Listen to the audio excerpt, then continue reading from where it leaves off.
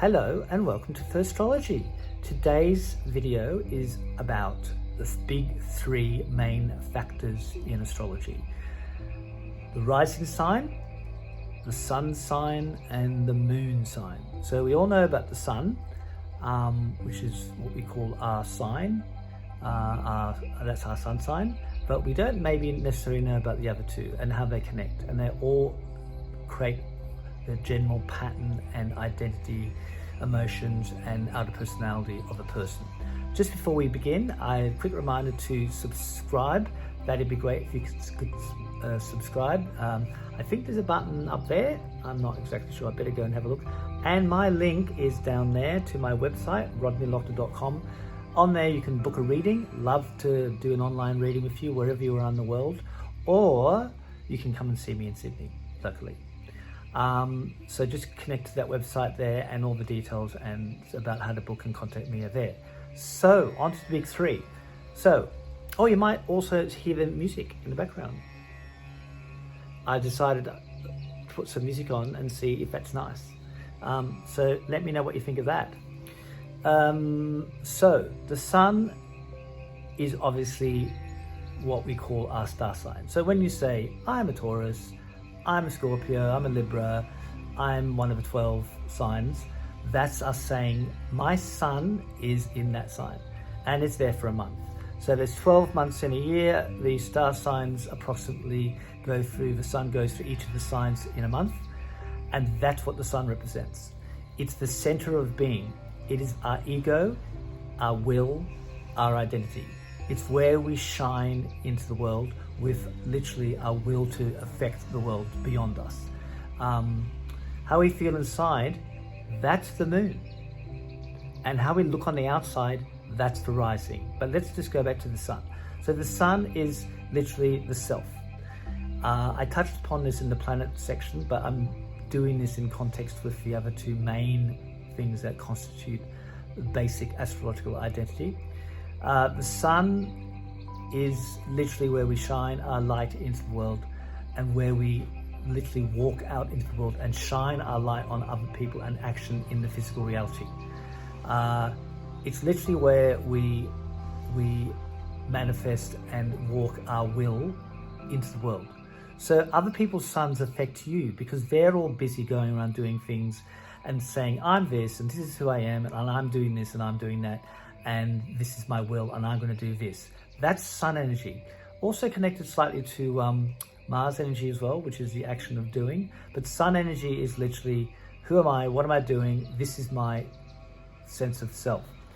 Sun energy is essential to humans. I said this last time in the planet section. We have self-awareness. I go, I'm Fur. You go, I'm whoever you are. Everyone says, I'm me, and I have self-awareness. The sun literally symbolizes our self-awareness. If we didn't have the sun, we'd be like the animals who they don't walk around saying, I'm Blossom the cat, and I'm a cat, and aren't I great being a cat, and I'm self-aware of my own catness, my identity. Animals don't do that, or maybe except cats. I think cats maybe do that. But and probably dolphins and the higher whales and cetaceans and all those sort of creatures, I think they have self-identity.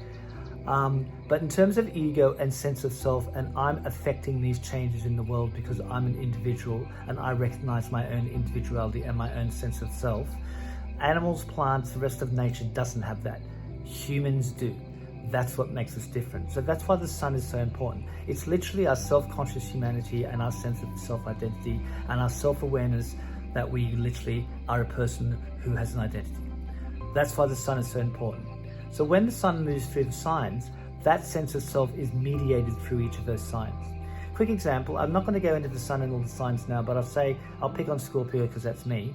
Scorpio people are very much aware of their inner depths because Scorpio is ruled by the planet Pluto.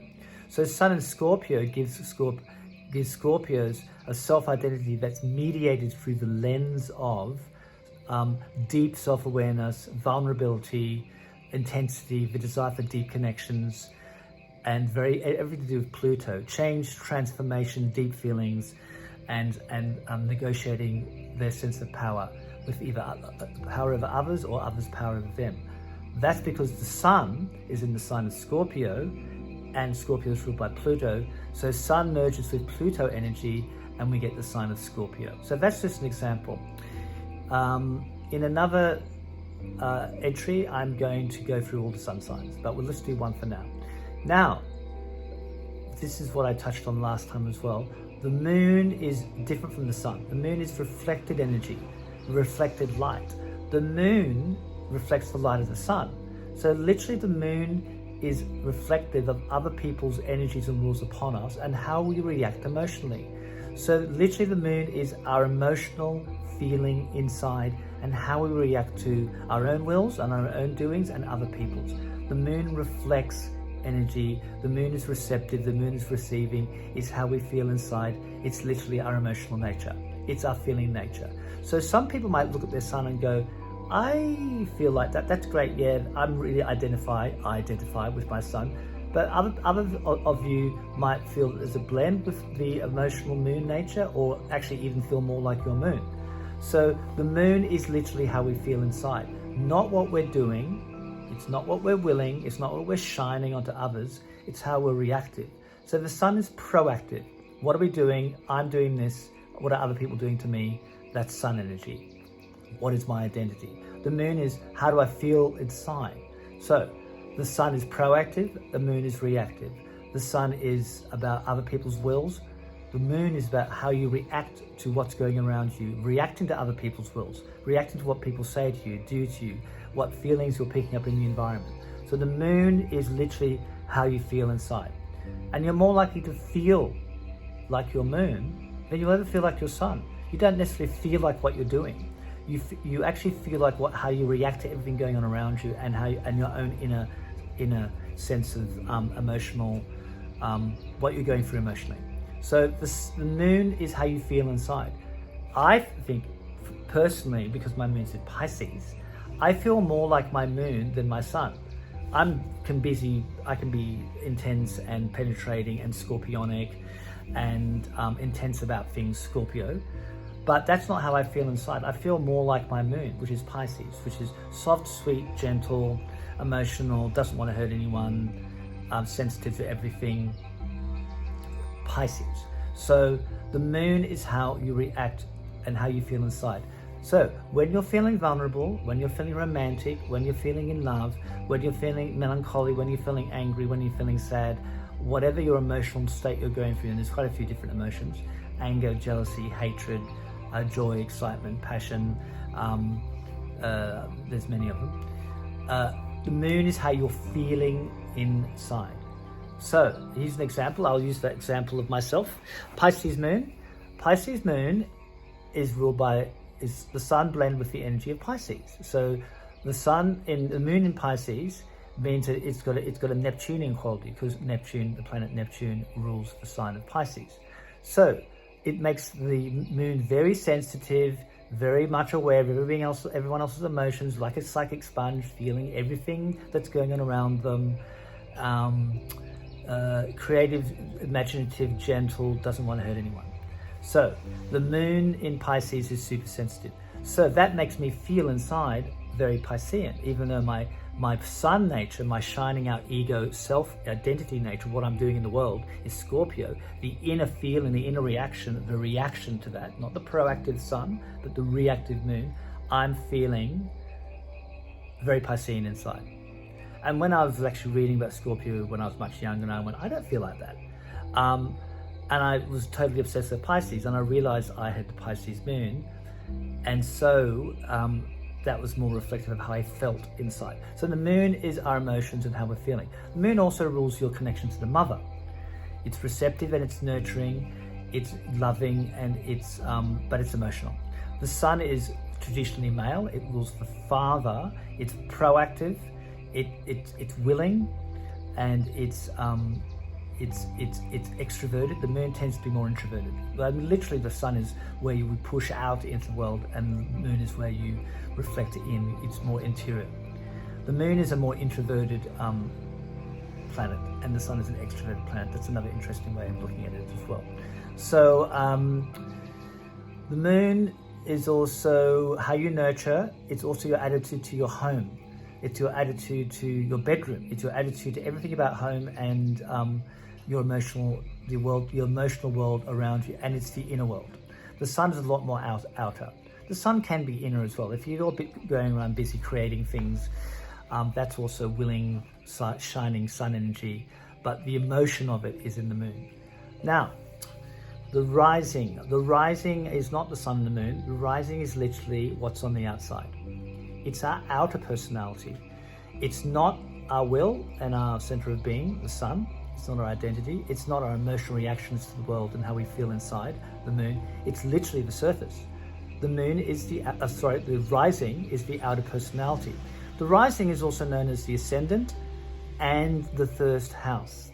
There are actually 12 houses. So the first house is the house of the personality and the body. And there's 11 other houses, but I'll talk about them next time. So the rising is the outer personality and the physical body. So the rising is how we appear to others on the surface. It could be completely different to how we feel inside and what we're doing. So what we feel inside, the moon, what we're doing, how we're willing, our identity, the sun. The outer personality is not that. So the outer personality has been described as a mask. It's not necessarily a mask, though to some people it will be completely different, and people have a completely different surface impression to what they're like inside. Some people it's less of a mask. Those people who have the sun really close to the rising can't hide because their sun is so similar to their rising. They literally give off the same energy as their will, so they can't really hide. Same as if someone's moon is really close to their rising, they can't really hide their emotions because their moon, their rising, which is their outer personality, is always basically broadcasting their emotions. But we'll move the sun and moon away from the rising for a second and just think of it as the outer personality and the body. It's literally, you're walking down the catwalk and you're dressed in great clothes. That's the rising. You're walking down the street, no one can read you, people just see what you look like. When you first meet someone, they see the rising. When you go for a job interview, all they see is the rising. The rising is literally the tip of the iceberg. Well, how we appear to others when they don't really know us. And so the rising is literally the outer personality and the mask and our front. And it's almost the character we play that works best for us with expressing ourselves. The other thing about the rising is that I equate it to the notion of personality as opposed to character. Now I'm going to use a lovely example from literature. Mr. Darcy and Mr. Wickham in Pride and Prejudice, one of my favourite books. So anyone who knows Pride and Prejudice knows that Mr. Darcy has a disobliging character, personality.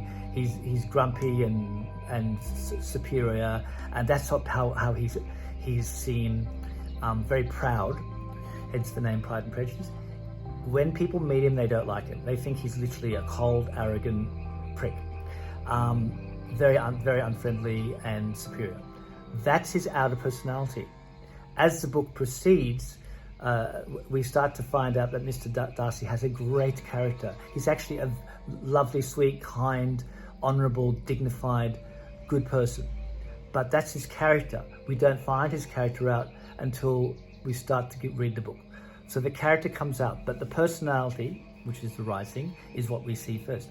Mr. Wickham, the charming Mr. Wickham, who Elizabeth really falls for, and who has the sob story about how marvellous, how badly he's been treated by Darcy, is in fact a cad. A terrible cad who's going to run off with Mr. Darcy's 15-year-old sister for a fortune. So he's got a charming, winning, amazingly enchanting, mannered and friendly, warm personality. So his personality is fantastic, but his character is appalling. He is literally a rotter. He's a blackguard.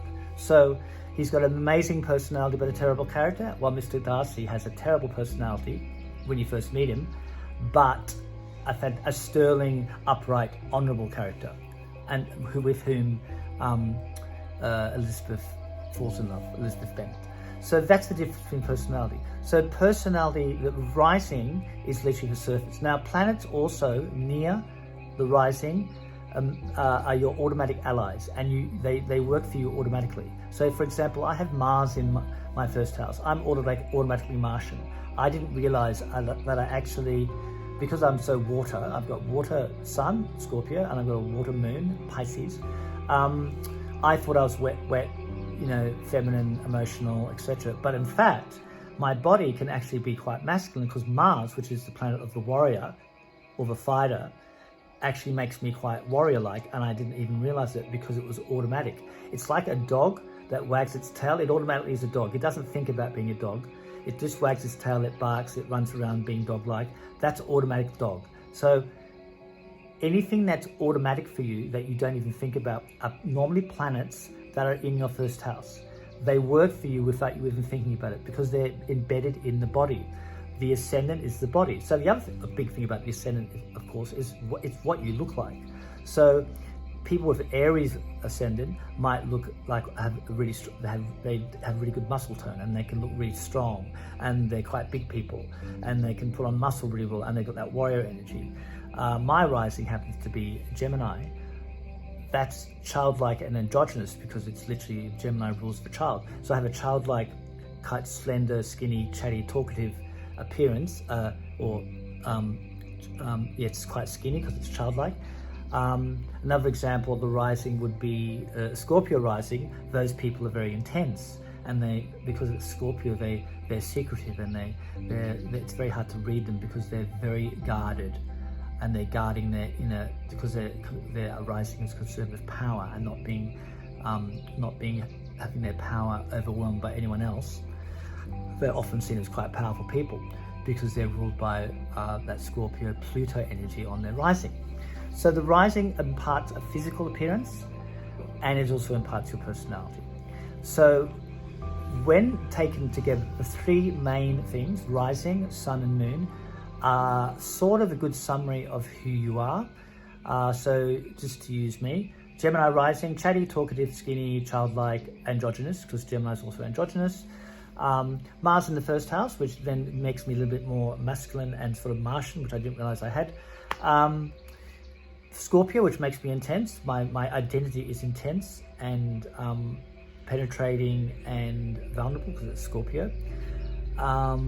And my moon, my emotional nature, how I feel inside, is Pisces, which is soft, sweet, sort of fairy-like and gentle and imaginative. So there's how the three different example of how the three different things, the outer personality and the identity and the emotional nature, all merge together to form a character.